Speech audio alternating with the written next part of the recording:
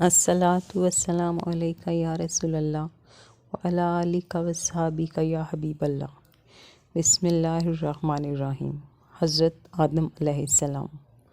حضرت آدم علیہ السلام اللہ کے اولین پیغمبر ہیں، ابو البشر انسان کے باپ اور صفی اللہ خدا کا برگزیدہ لقب۔ آپ کے زمانے کا تعین نہیں کیا جا سکتا۔ تمام آسمانی کتابوں کے ماننے والوں کا عقیدہ ہے کہ اس روئے زمین پر اللہ جل شانہ نے حضرت آدم علیہ السلام کو تخلیق کیا۔ آدم علیہ السلام کی پیدائش کا احوال کچھ یوں ہے۔ اللہ تعالیٰ نے تمام زمین سے ایک مٹھی مٹی لے کر آدم علیہ السلام کو بنایا۔ اس لیے زمین کے لحاظ سے لوگ سرخ، سفید، سیاہ اور درمیانے درجے میں ہیں۔ اسی طرح اچھے، برے، نرم، سخت طبیعت والے اور کچھ درمیانے درجے کے پیدا ہوئے۔ روایت حضرت ابو موسیٰ اشعری رضی اللہ تعالیٰ عنہ سے ہے، اللہ تعالیٰ نے جبرائیل علیہ السلام کو زمین میں مٹی لانے کے لیے بھیجا تو زمین نے عرض کی کہ میں تجھ سے اللہ کی پناہ میں آتی ہوں کہ تو مجھ سے کوئی کمی کرے یا مجھے ابناک کر کے دے۔ تو وہ مٹی لیے بغیر ہی واپس چلے گئے اور عرض کی، اے اللہ، اس نے تیری پناہ میں آنے کی درخواست کی تو میں نے اس کو پناہ دے دی۔ اللہ تعالیٰ نے پھر حضرت میکائیل کو بھیجا، زمین نے اس سے بھی پناہ مانگی تو انہوں نے بھی پناہ دے دی اور حضرت جبرائیل کی طرح واقعہ بتا دیا۔ پھر اللہ نے موت کے فرشتوں کو بھیجا، زمین نے ان سے بھی پناہ مانگی تو انہوں نے کہا، میں اس سے اللہ کی پناہ میں آتا ہوں کہ میں اللہ کے حکم کی تعمیل کیے بغیر واپس چلا جاؤں، اور اس سے مختلف جگہوں سے سرخ، سیاہ اور سفید مٹی اکٹھی کی، جس کے بنا پر آدم علیہ السلام کی اولاد بھی مختلف رنگوں والی ہے۔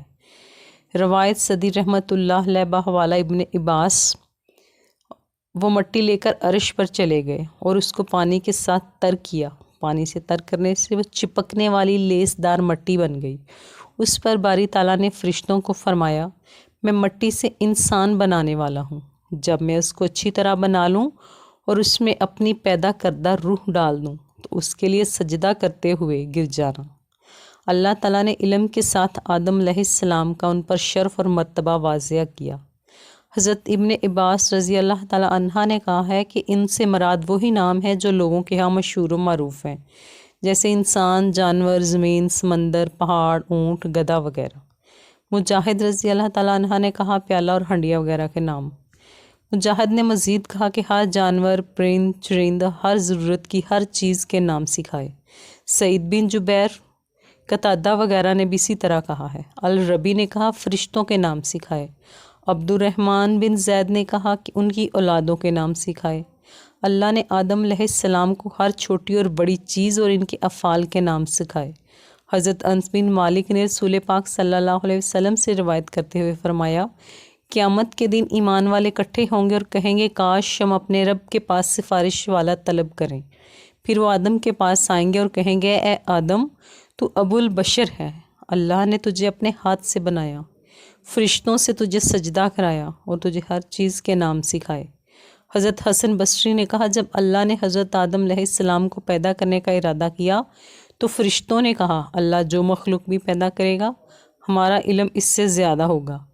اس بات کی وجہ سے اللہ نے ان کو آزمائش میں ڈال دیا اور فرمایا کہ اگر تم اپنی اس بات میں سچے ہو تو ان چیزوں کے نام بتاؤ۔ فرمان الہی ہے، یہ آدم کا بہت بڑا شرف ہے۔ اللہ نے اس کو اپنے ہاتھ سے پیدا کیا، اس میں روح پھونکی، جیسے اللہ نے فرمایا کہ میں جب اس کو اچھی طرح بنا لوں اور اس میں اپنی روح ڈال دوں تو تم سجدہ کرتے ہوئے گر جانا۔ اس جگہ آدم علیہ السلام کو شرف و مرتبہ چار لحاظ سے ظاہر ہو رہا ہے۔ اللہ تعالیٰ نے ان کو اپنے ہاتھ سے بنایا۔ نمبر 2، ان میں اپنی روح ڈالی۔ نمبر 3، فرشتوں کو انہیں سجدہ کرنے کا حکم دیا۔ اور نمبر 4، ان تمام اشیاء کے نام بتائے۔ اللہ نے فرمایا، اور اے نبی صلی اللہ علیہ وسلم، ان پر آدم علیہ السلام کے 2 بیٹوں کا واقعہ پڑھو۔ جب ان دونوں نے قربانی کی، بس ان میں سے ایک کی قربانی قبول ہوئی اور دوسرے کی قبول نہ ہوئی۔ قابیل، جس کی قربانی قبول نہ ہوئی، اس نے کہا، میں تجھے ضرور قتل کروں گا۔ تو حابیل نے کہا، اللہ صرف پرہیزگاروں سے قربانی قبول کرتا ہے، اگر تو مجھے قتل کرنے کے لیے میری طرف ہاتھ پھیلائے گا تو میں تجھے قتل کرنے کے لیے اپنا ہاتھ تیری طرف نہیں پھیلاؤں گا۔ بے شک میں اللہ سے ڈرتا ہوں جو جہانوں کا پروردگار ہے۔ بے شک میرا ارادہ ہے کہ تو میرے اور اپنے گناہ کے ساتھ لوٹے۔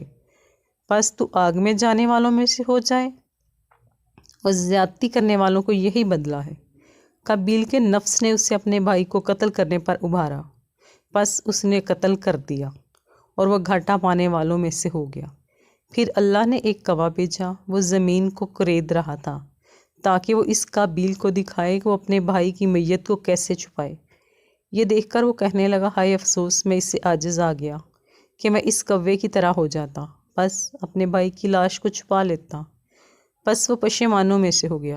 اللہ تعالیٰ نے قابیل کو مہلت دی اور وہ عدن کی مشرق کی جانب نوت جگہ میں رہائش پذیر ہو گیا۔ اہل کتاب اس کو کنعان کہتے ہیں۔ اس کے ہاں مہاویل اور مہاویل کے ہاں متوشیل اور اس کے ہاں لامک، اور اس نے ادا اور سلا 2 عورتوں سے شادی کی۔ ادا کے ہاں ابل نامی ایک لڑکا پیدا ہوا۔ یہ پہلا شخص ہے جس نے خیمے بنا کر چھت کا سایہ بنایا اور ان میں رہائش پذیر ہوا اور مال جمع کیا۔ اس نے نوبل کو جنم دیا، اور نوبل وہ پہلا آدمی تھا جس نے سب سے پہلے طبلہ اور سرنگی بنائے۔ سلا نے بلقین نامی بچہ جنم دیا جس نے پہلے لوہے اور تانبے کی صنعت ایجاد کی، اور نمی نامی لڑکی بھی اسی سلا کے ہاں پیدا ہوئی۔ آدم علیہ السلام اپنی بیوی حوا کے پاس گئے تو انہوں نے ایک لڑکا جنم دیا۔ اس کا نام ماں نے شیس رکھا کیونکہ وہ حابیل کا متبادل تھا جسے قابیل نے قتل کیا تھا، اور شیس کی پشت سے انوش پیدا ہوا۔ جب آدم علیہ السلام کی پشت سے شیس پیدا ہوا تو آدم کی عمر 130 سال تھی، اور اس کے بعد وہ 800 سال زندہ رہے۔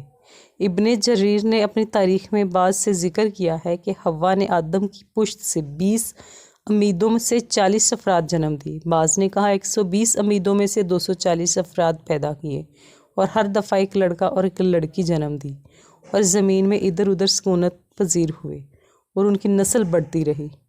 محمد بن اسحاق رحمۃ اللہ علیہ نے کہا کہ جب آدم علیہ السلام کی موت کا وقت آیا تو انہوں نے اپنے بیٹے شیس علیہ السلام کو وصیت کی اور اس کو دن اور رات کے اوقات کی تعلیم دی، ان کی اوقات کی عبادت سکھائیں اور ایک بڑے طوفان آنے کی پیش گوئی کی۔ جب آدم علیہ السلام فوت ہوئے، وہ جمعے کا دن تھا، فرشتے ان کے پاس حنوت نامی خوشبو لائے، اور اللہ کی طرف سے جنت سے کفن مہیا کیا گیا، اور ان کے بیٹے اور وصی شیس علیہ السلام سے تعزیت کی۔ حضرت ابی بن کعب سے روایت ہے کہ جب آدم علیہ السلام کی موت کا وقت قریب آیا تو انہوں نے اپنے بیٹوں کو کہا، اے میرے بیٹوں، میں جنت کا پھل کھانا چاہتا ہوں۔ وہ ان کے لیے پھل لینے گئے تو فرشتے ان کے سامنے آئے، ان کے ساتھ کفن اور حنوت نامی خوشبو لگائی، ساتھ ہی کلہاڑیاں، بیلچے اور ٹوکریاں تھے۔ انہوں نے پوچھا، اے آدم کے بیٹوں، کہاں کا ارادہ ہے؟ کیا تلاش کر رہے ہو؟ انہوں نے کہا، ہمارے والد آدم بیمار ہیں اور جنت کا پھل کھانا چاہتے ہیں۔ فرشتوں نے کہا، واپس چلو، تمہارے باپ کا وقت پورا ہو چکا ہے۔ فرشتے آئے تو حوا نے ان کو پہچان لیا اور آدم کے ساتھ اوٹ میں ہو گئیں۔ آدم علیہ السلام نے کہا، مجھ سے دور جا، میں تجھ سے پہلے پیدا ہوا ہوں، لہٰذا میرے اور میرے رب کے فرشتوں کے درمیان حائل مت ہونا۔ فرشتوں نے ان کی روح قبض کی، ان کو کفن پہنایا، خوشبو لگائی، ان کے لیے گھڑا کھودا، ان کی قبر بنائی، ان کی نماز جنازہ پڑھی، پھر ان کو قبر میں اتار دیا گیا۔ قبر میں رکھ کر اوپر سے مٹی ڈالی اور کہا، اے آدم کے بیٹو، میت کو دفنانے کا یہی طریقہ ہے۔